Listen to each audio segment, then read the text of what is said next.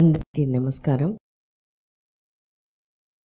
ఇక్కడ చేరి ఉండే ప్రతి కాబోయే తల్లిదండ్రులు కూడా మంచి బిడ్డ అంటే మంచి ఆరోగ్యం, మంచి తెలివితేటలు, మంచి గుణాలు కలిగే మంచి బిడ్డని తీసుకుంటారు అని ప్రార్థిస్తున్నా.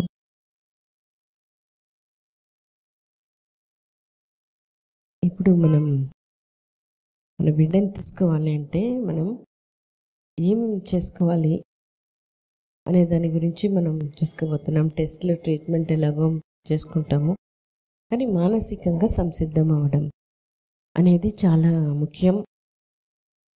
దానికోసం అది ఎంత బాగా మనం తయారైపోతాయో అర్థం చేసుకోవాలి, బాధ్యత తీసుకోవాలి.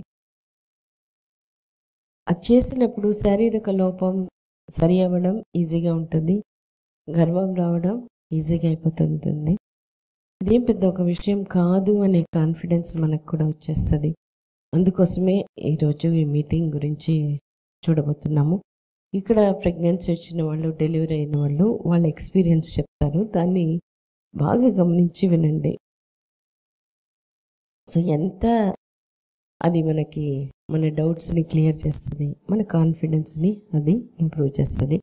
అందుకని ఒక నిమిషం ఇది గట్టిగా ఆలోచించుకోండి. ఇక్కడ వీళ్ళు వినేటప్పుడు నేను విన్నప్పుడు నేను ఖచ్చితంగా నాలో మార్పు రావాలి, నా కాన్ఫిడెన్స్ లెవెల్ కూడా పెరగాలి. ఇది విని తర్వాత ఇంటికి పోయినా కొన్ని మాటలు, కొన్ని వాళ్ళు చెప్పే విషయాలు నాకు నా డౌట్స్ని క్లియర్ చేస్తూనే ఉండి నాకు నమ్మకం అనేది పెరగాలి. దానికోసమే ఇది వింటున్నాను అని అనుకొని వింటాము.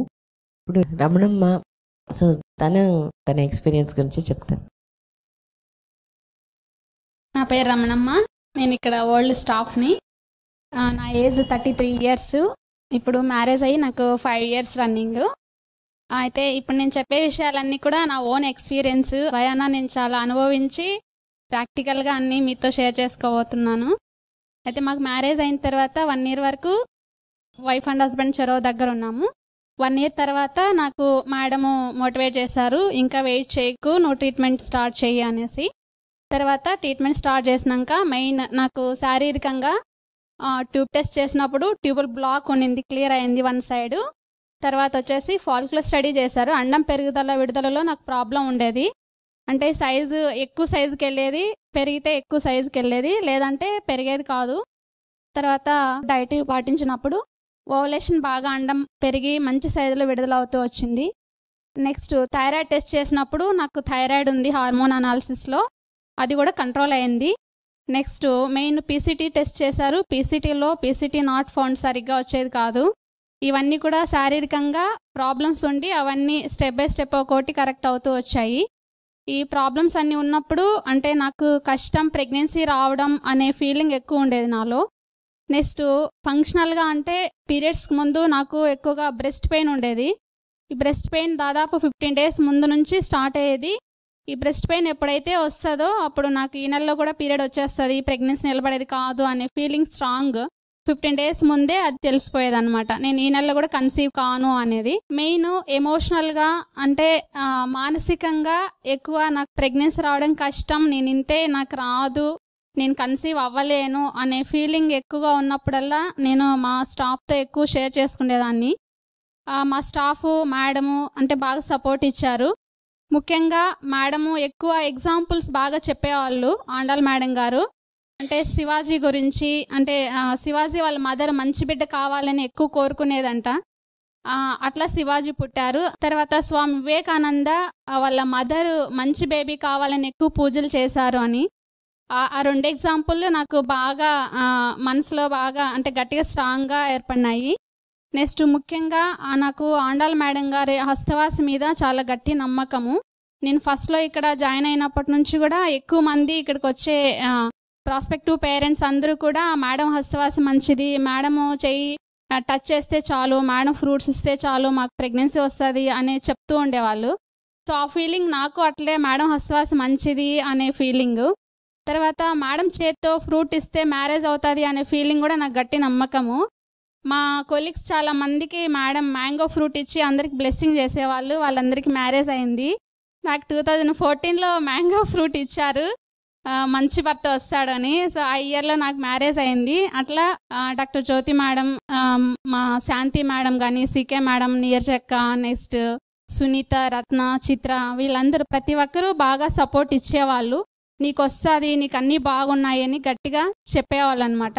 వాళ్ళు చెప్పిన మాటలు ఫస్ట్లో అంటే వాళ్ళు చెప్పినప్పుడు నాకు వస్తుంది అనే ఫీలింగ్ కలిగేది. మళ్ళీ ఇంటికి వెళ్ళంగానే నాకేమొస్తుందిలే, ప్రెగ్నెన్సీ నాకు కష్టం కదా, నాకు రాదు అనే ఫీలింగ్ ఎక్కువగా ఉండేది. మళ్ళీ నెక్స్ట్ పీరియడ్ రాగానే మళ్ళీ ఇంకా రాదు అనే అట్లా ఫీలింగ్ ఉండేది. సో ఇవన్నీ మెయిన్ అంటే ఇవన్నీ చేయడం వల్ల ముఖ్యంగా వీడియోస్ నేను 100 వీడియోస్ అట్లా చూశాను. ఆ వీడియోస్ చూసినప్పుడు నాకు అంటే ఆ వీడియోస్లో కాన్సన్ట్రేషన్ అయినప్పుడు కొంచెం మైండ్ డైవర్షన్ ఉండేది. ఆ టైంలో నేను ఫస్ట్ టైం కన్సీవ్ అయ్యాను.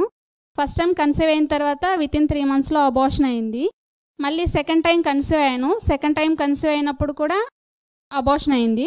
సో అక్కడ అబార్షన్ అయిందంటే ఏదో మన మెంటల్గా ఇంకా అంటే స్టేబిలిటీగా కాన్ఫిడెంట్గా లేము. సో ఇంకా డౌట్స్ అంటే ఫస్ట్ యాక్సెప్టెన్స్ లేదు, నాకు గర్భం వచ్చింది అనే యాక్సెప్టెన్స్ లేదు కాబట్టి ఇది అబార్షన్ అయింది అనేది అక్కడ తెలుసుకున్నాం అనమాట. సో మెయిన్గా నాకు డీజనరేటివ్ ఫైబ్రాయిడ్స్ ఉన్నాయి. సైజు కూడా ఎక్కువ ఉండేది, 4.8 4.6 సైజు.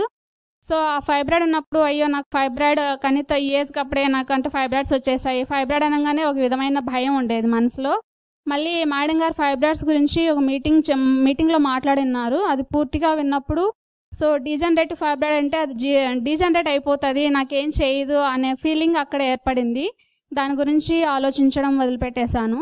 సో ఇట్లా స్టెప్ బై స్టెప్ అంటే ఎవ్రీ మంత్ ఫస్ట్లో కొంచెం ఇరెగ్యులర్గా నేను ట్రీట్మెంట్ తీసుకున్నాను. నెక్స్ట్ 2018లో జనవరి నుంచి ఏప్రిల్ వరకు 4 months కంటిన్యూస్గా ట్రీట్మెంట్ తీసుకున్నాను. సో ఆ టైంలో మెయిన్ మేడం గట్టిగా నాకు అన్నీ చెప్పడం, బాగా పట్టించుకోవడం అది చేశారు. నెక్స్ట్ లాస్ట్ మూమెంట్లో మేడం నాకు అంటే బేబీకి ముందుగానే బట్టలు ఇచ్చారనమాట. ఇది బేబీ కోసం, నీ బేబీ వచ్చే టైం అయింది, so you are a good mother అనేసి అట్లా చెప్పి ఇచ్చారు. అది తీసుకున్న తర్వాత ఆ మంత్కే నేను కన్సీవ్ అయ్యాను. నెక్స్ట్ చాలాసార్లు మేడం ప్రతి దేవుడు ప్రసాదం పెట్టేవాళ్ళు. అది తీసుకున్నప్పుడల్లా సో అంటే ఏ దేవుడిని తెలుసుకొని ఇచ్చారో మేడము, సో ఈ బ్లెస్సింగ్ నాకు ఖచ్చితంగా అందుతుంది, నాకు బేబీ వస్తుంది అని అనుకునేదాన్ని. నెక్స్ట్ కింద గర్భరక్షాంబికాదేవి అమ్మవారు మేడం స్తంభం దగ్గర పెట్టున్నారు. సో వచ్చినప్పుడల్లా ఎవ్రీడే డ్యూటీకి ఆ స్తంభం చుట్టూ తిరిగి అక్కడ మంత్రం ఉంది. సో ఆ మంత్రం చెప్పుకునేదాన్ని. ఇప్పటి వరకు ప్రతిరోజు అది కంటిన్యూస్గా చెప్పుకుంటాను. నెక్స్ట్ అంటే మెయిన్ అంటే ఈ బాధను మర్చిపోవడానికి కొంచెం స్పిరిచువల్గా మేడం మండల మేడం గారు, మన జ్యోతి మేడం, శాంతి మేడం, వీళ్ళు ముగ్గురు పూజలు బాగా చేస్తారు. వాళ్ళ నుంచి అంటే ప్రతిరోజు దేవుడి దగ్గర దీపం పెట్టి మంచినీళ్ళు పెట్టి ఖచ్చితంగా నాకు బిడ్డ కావాలి అని చెప్పుకునేదాన్ని. ఫస్ట్లో నాకు ఆ ఫీల్ రాలేదు, అసలు బిడ్డ కావాలి అని ఫీలే రాలేదు. సో అది మేడం చెప్పుకోమంటే వెళ్ళేది, నాకు చెప్పుకోవడం రాలేదు. అది అంటే దేవుడి దగ్గర చెప్పుకోవడం రాలేదు, సైలెంట్గా ఉండిపోయేదాన్ని. సో ముందు రాసుకోమన్నారు. సో అట్లా ఫస్ట్ నాకు మంచి బిడ్డ కావాలి, ఖచ్చితంగా కావాలని ముందు డైరీలో రాసుకుంటా వచ్చాను. ఆ తర్వాత దేవుడి దగ్గరికి వెళ్ళి అట్లా చెప్పుకునేదాన్ని. చెప్పుకోగా బిడ్డ కావాలనే దాని నుంచి ఖచ్చితంగా నాకు మంచి బిడ్డనే కావాలి అనే ఫీల్ వచ్చింది. ఎప్పుడైతే ఆ ఫీల్ వచ్చిందో అప్పుడు ఖచ్చితంగా గర్భం వచ్చింది. తర్వాత చాలాసార్లు మేడం నాకు మంచి ఇమేజెస్ బేబీవి, మదర్వి అట్లా చాలా సందర్భాల్లో చాలా ఇచ్చారు. సో ఆ ఇమేజెస్ తీసుకున్నప్పుడల్లా ఖచ్చితంగా నాకు ఏదో రోజు మేడం మంచి బిడ్డని ఇస్తారు అనే గట్టి నమ్మకం ఏర్పడేది. సో అది మేడం అంటే నా మీద నాకు నమ్మకం కట్టి పూర్తి విశ్వాసం నాకు మేడం మీదనే ఉండేది. నెక్స్ట్ ఎక్కువ బాధ కలిగినప్పుడల్లా డైరీలో నోట్ చేసుకుంటూ ఉండేదాన్ని ఆ బాధ పోవడానికి. తర్వాత టాక్ టు బేబీ గురించి మేడం చెప్పారు. ఆ టాక్ టు బేబీ టెక్నిక్ అది చాలా బాగా 100% చేశాను. చాలా బుక్స్ చదివాను. తర్వాత యోగ నిద్ర, బ్రీతింగ్ సైకిల్స్, యోగ నిద్ర, 8 వాక్, ఈ 3 చాలా బాగా చేశాను. సో యోగ నిద్ర మన సనత్ సారు బాగా అది నేర్పించారనమాట, ప్రాక్టీస్ చేపించి. సో సార్ చెప్పినట్టుగా ప్రతిరోజు చెప్పుకునేదాన్ని. సో ఇవన్నీ చేసి ఈరోజు మంచి బిడ్డను నేను తీసుకోగలిగాను. సో మా బేబీ వెల్ ట్రైనడ్ బేబీ. అదేవిధంగా ప్రతి ఒక్కరూ రెగ్యులర్గా ట్రీట్మెంట్కి వచ్చి ఖచ్చితంగా ఇక్కడ చెప్పినవన్నీ బాగా చేస్తే ఖచ్చితంగా మీరు మంచి బిడ్డను తీసుకోగలరు అని మనస్ఫూర్తిగా చెప్తున్నాను. చాలా బాగా చెప్పినాము. అయితే ఇక్కడ వేరే వాళ్ళు ప్రెగ్నెన్సీ వచ్చినప్పుడు అప్పుడు ఎట్లా ఫీల్ అయ్యావు? అప్పుడు నీ కాన్ఫిడెన్స్ లెవెల్ ఏమైంది? ఇక్కడ మా స్టాఫ్ అంతా నా జూనియర్స్, అంటే మేమందరం ఒకేసారి జాయిన్ అయ్యాము. వాళ్ళందరూ పెళ్ళిళ్ళు చేసుకొని వెళ్ళిపోయారు. వాళ్ళ గర్భం వచ్చింది. మళ్ళీ సెకండ్ టైం కూడా గర్భం వచ్చినప్పుడు వాళ్ళని చూడాలన్నా ఇష్టపడేది కాదు మనసులో. వాళ్ళతో మాట్లాడాలన్నా కానీ, పక్కకి వెళ్ళి నిలబడుకోవాలన్నా కానీ గిల్టీగా, షైగా ఉండేది.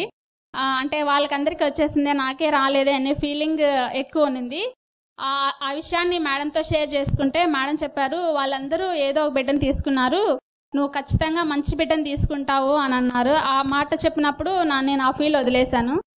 సో ఏ బాధ కన్నా మనసులో మా స్టాఫ్ తోటే షేర్ చేసుకునేదాన్ని. ఎందుకంటే ఇక్కడ పాజిటివ్ ఎన్విరాన్మెంట్, ఏదైనా కానీ మనకు పాజిటివ్గా చెప్తారు, మోటివేట్ చేస్తారు.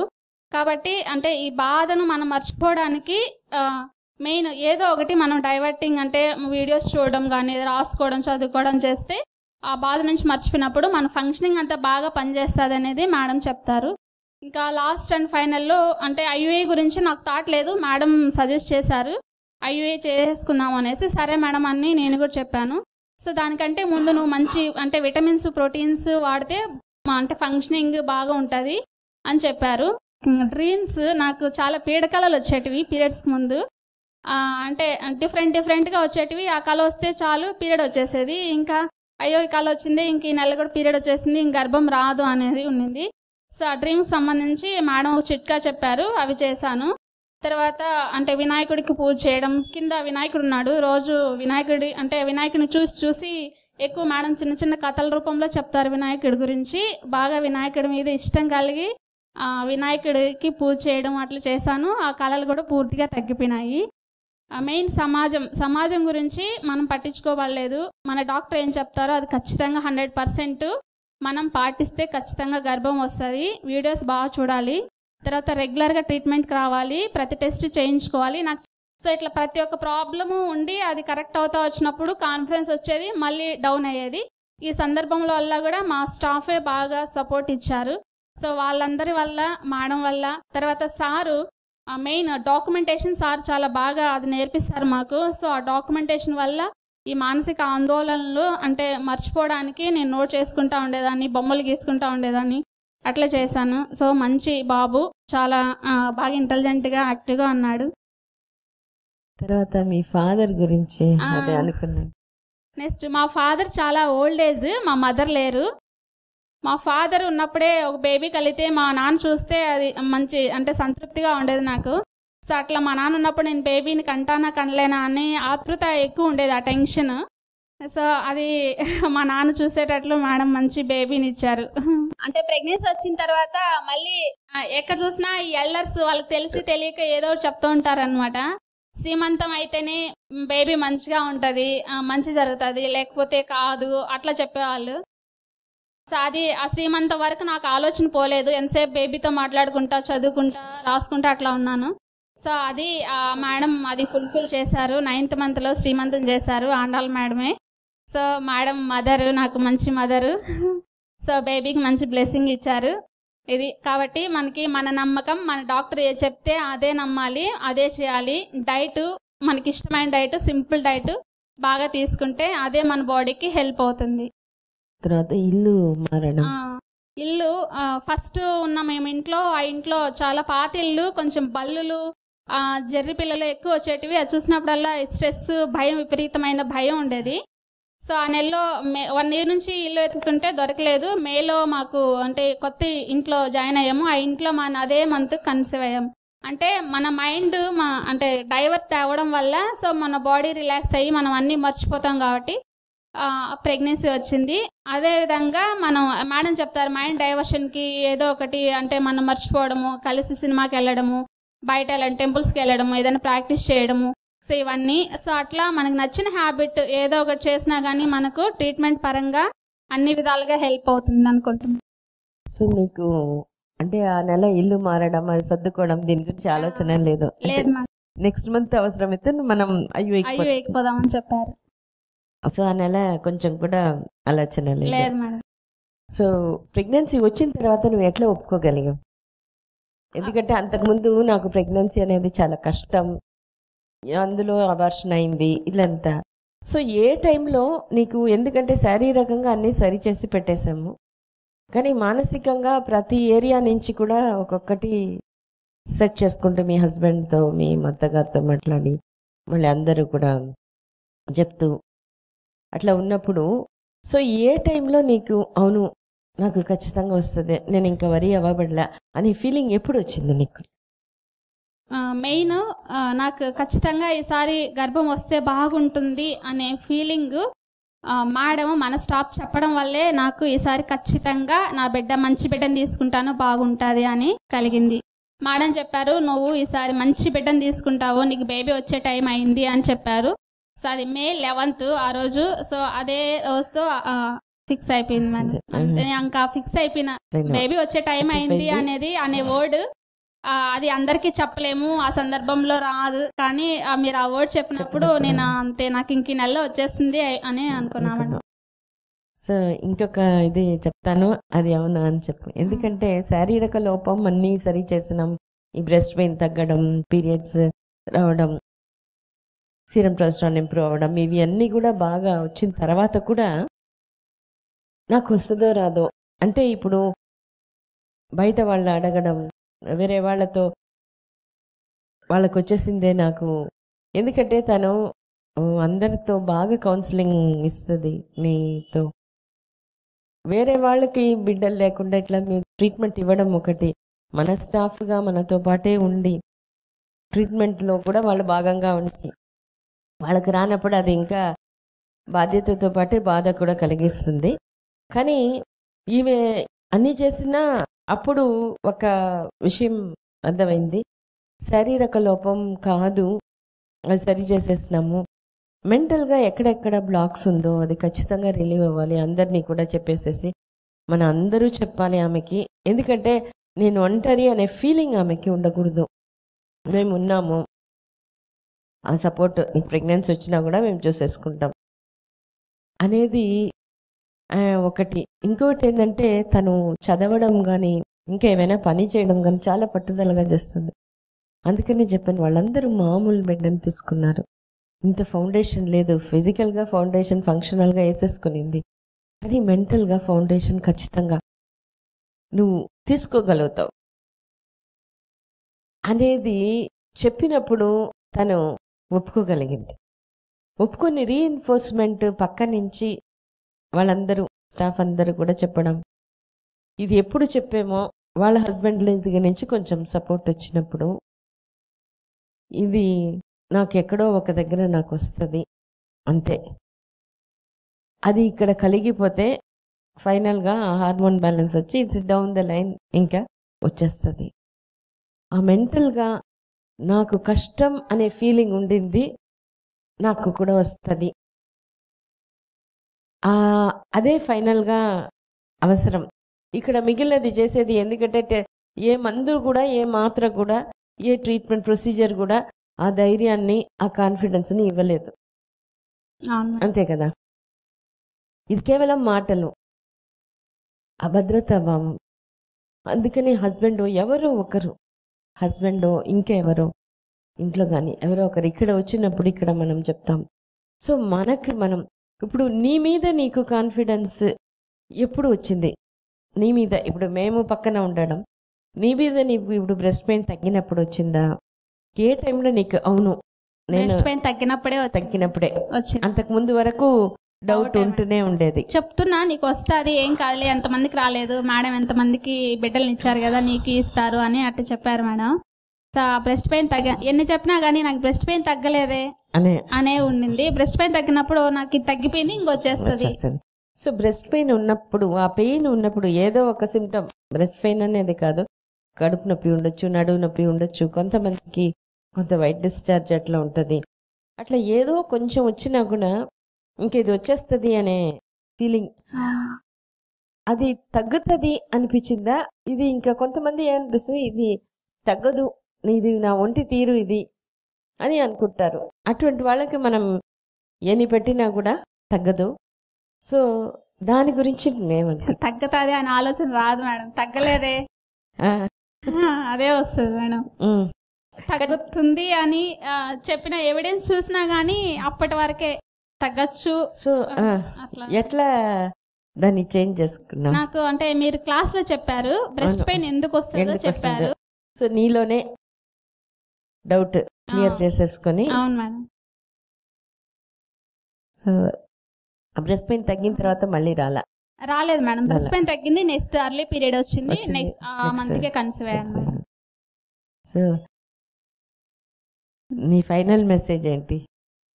మెయిన్ అంటే ఖచ్చితంగా ప్రెగ్నెన్సీ. ఇంకా ఒక్క విషయం చెప్పాలి, ఇప్పుడు వాళ్ళకు వచ్చేసిందే, ఇంకా వీళ్ళు అడుగుతున్నారే దానికోసం బిడ్డ కావాలి అనేటప్పుడు నీ పరిస్థితి ఎట్లా ఉండింది?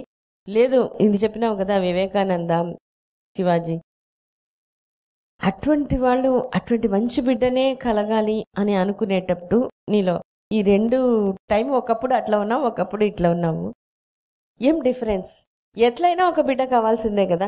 వాళ్ళకి వచ్చేసింది నాకు కూడా కావాలి, వీళ్ళు అడుగుతున్నారు నాకు ఒక బిడ్డ కావాలి అనేదానికి, లేదు నాకు ఇటువంటి బిడ్డ కావాలి అనేదాన్ని, ఆ మానసికంగా ఏది నీకు సంతోషం ఇచ్చింది, ఏది బాధ కలిగింది, లేదా మనల్ని ఇన్స్పైర్ మోటివేట్ చేసింది, ఏ ఫీలింగ్?